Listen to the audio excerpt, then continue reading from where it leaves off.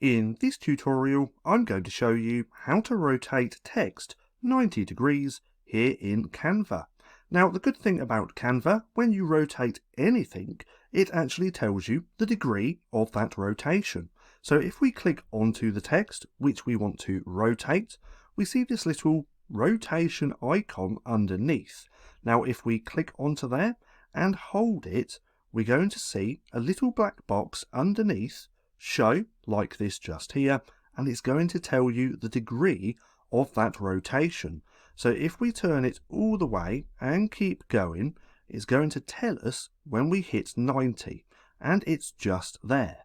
Now we can do it the other way as well, and it's still going to tell us 90 just like that. So as you can see, it's pretty simple to rotate text 90 degrees here in Canva. Now, if you found this video helpful at all, then please consider giving me a like, as it really helps out the channel. And if you're not too sure what to watch next, click right here and watch this playlist.